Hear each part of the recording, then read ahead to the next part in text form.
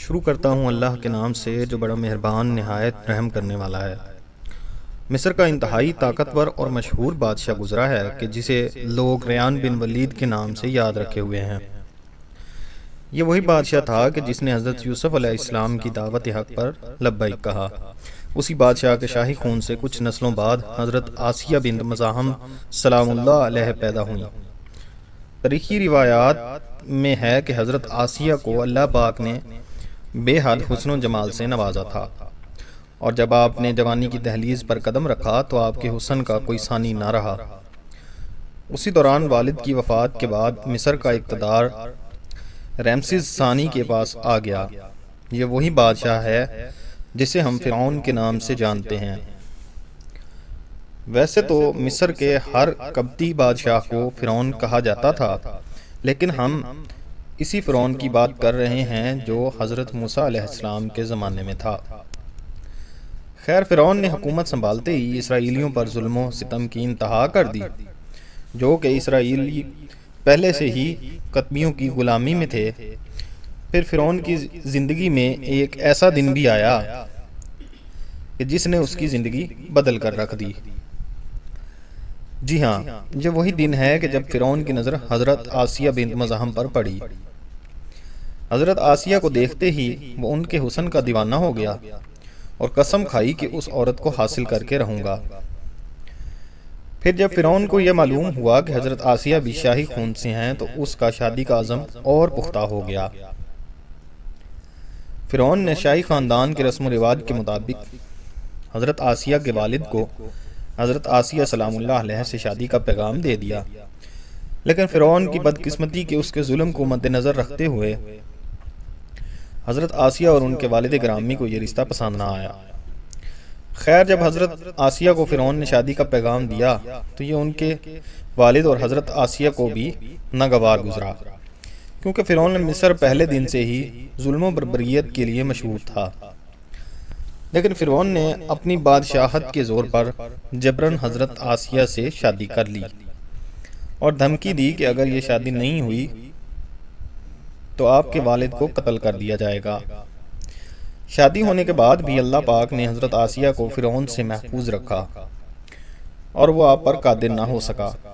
اس بارے میں مفسرین لکھتے ہیں کہ شادی کی پہلی رات جب فرعون حضرت آسیہ سے ہم بستری کے لیے کمرے میں داخل ہوا تو اللہ تعالیٰ نے اس پر نیند کا ایسا غلبہ ڈالا کہ وہ ساری رات ہی سویا رہا، جس کی وجہ سے وہ حضرت آسیہ سے صحبت ہی نہ کر سکا۔ اور کچھ نے لکھا ہے کہ فرعون کو ایک ایسی عجیب بیماری تھی کہ طبیبوں نے اس کو ساری عمر صحبت سے منع کر دیا۔ دیکھا جائے تو یہ بھی حضرت آسیہ کی ایک طرح سے کرامت بھی تھی کہ اللہ نے انہیں کیسے فرعون کے ناپاک جسم سے محفوظ رکھا۔ بعض روایات میں فرعون کی ایک بیٹی کا ذکر بھی ملتا ہے۔ آپ کو یہ بتاتے چلیں کہ وہ لڑکی انہوں نے کسی سے لے کر پالی تھی۔ پھر ایک رات ایسی آئی جب فرعون جاگا تو اس نے اپنے تمام نجومیوں کو اکٹھا کر کے ایک خواب سنایا، جس کی تعبیر نجومیوں نے یوں کی کہ بہت جلد بنی اسرائیل میں ایک ایسا بچہ پیدا ہوگا جو کہ تمہیں اور تمہاری سلطنت کو تباہ کر دے گا۔ اسی بچے کے ہاتھوں تمہارا قتل ہوگا۔ یہ تعبیر سنتے ہی فرعون غصے سے پاگل ہو گیا اور حکم دیا کہ آج کے بعد بنی اسرائیل میں جو بھی بچہ پیدا ہوگا اسے مار دیا جائے، اور اس وقت جو بھی حمل سے ہیں ان کا حمل بھی گرا دیا جائے۔ یہاں تک کہ فرعون نے میاں بیوی کی ہم بستری پر بھی پابندی لگا دی۔ خدا کی حکمت ایسی تھی کہ جب حضرت موسیٰ علیہ السلام کی والدہ کو حمل ہوا تو ان کا پیٹ نہ بڑھا، جس کی وجہ سے کوئی بھی یہ نہ جان سکا کہ وہ حمل سے ہیں۔ پھر جب ایک رات حضرت موسیٰ پیدا ہوئے، ان کی والدہ نے فرعون کے سپاہیوں کے ڈر سے حضرت موسیٰ علیہ السلام کو ایک صندوق میں رکھ کر دریا میں ڈال دیا۔ دریا سے ایک نہر فرعون کے محل کے پاس سے بہتی تھی۔ یہ صندوق بہتا ہوا اس نہر میں چلا گیا۔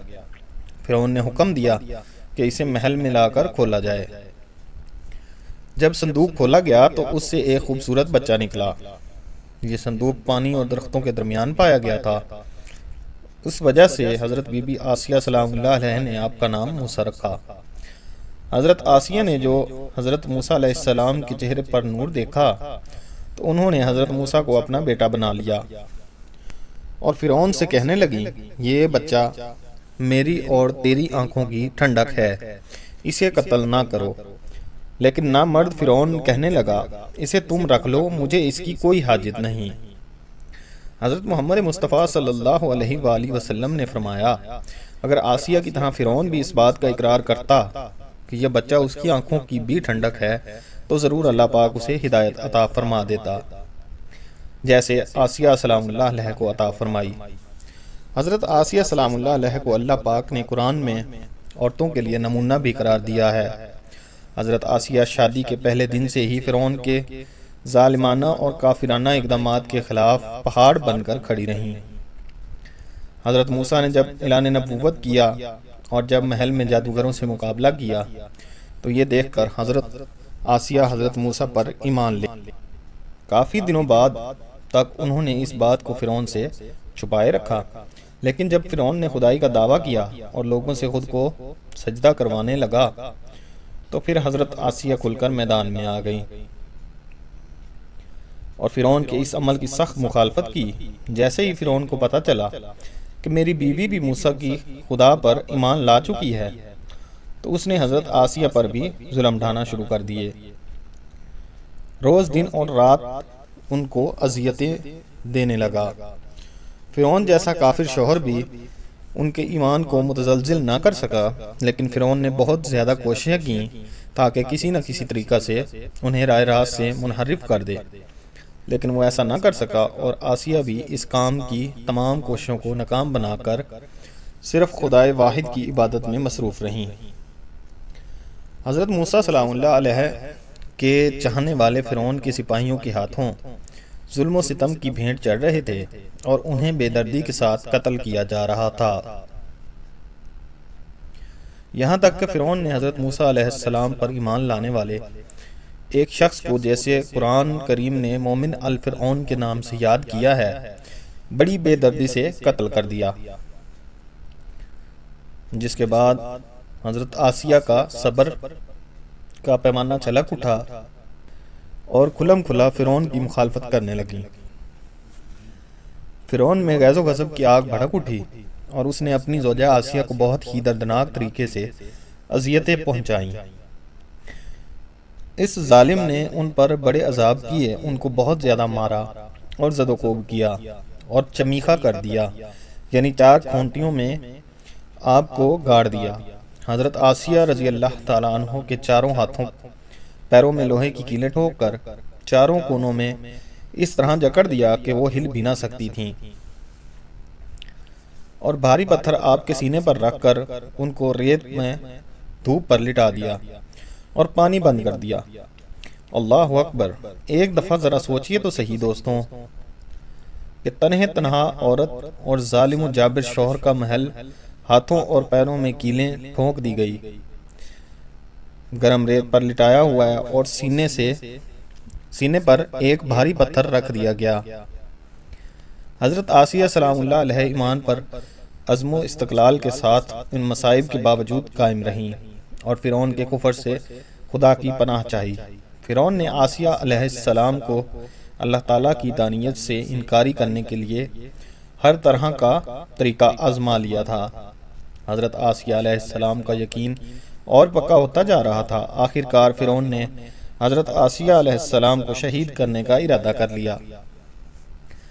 فرعون نے اپنے ماننے والوں سے کہا کہ ایک بہت بڑا پتھر اٹھا کر لے آؤ، اگر یہ مجھ پر یقین لے آتی ہے تو اس کو معاف کر دوں گا، اگر باز نہیں آتی تو اس کو اس چٹان کے نیچے پیس دوں گا۔ حضرت آسیہ علیہ السلام آسمان کی طرف دیکھتی ہیں تو ان کو جنت میں اپنے لیے ایک اعلیٰ گھر نظر آتا ہے اور وہ اس کو دیکھ رہی ہوتی ہیں تو ملک الموت ان کی روح قبض کر لیتا ہے۔ فرعون کے حکم سے اس چٹان کو آسیہ علیہ السلام پر گرا دیا جاتا ہے تو اس سے پہلے ہی آسیہ علیہ السلام کی روح پرواز کر چکی ہوتی ہے۔ اللہ اکبر! ایک صحیح حدیث کا مفہوم ہے کہ حضرت آسیہ علیہ السلام کو اللہ تعالیٰ نے جنت میں حضرت محمد مصطفیٰ صلی اللہ علیہ وآلہ وسلم کی بیویوں میں رکھے گا۔ اللہ کریم سے دعا ہے کہ اللہ پاک ہمیں آنے والے وقت کے تمام فرعونوں کے ظلم سے اپنی پناہ میں رکھے، آمین۔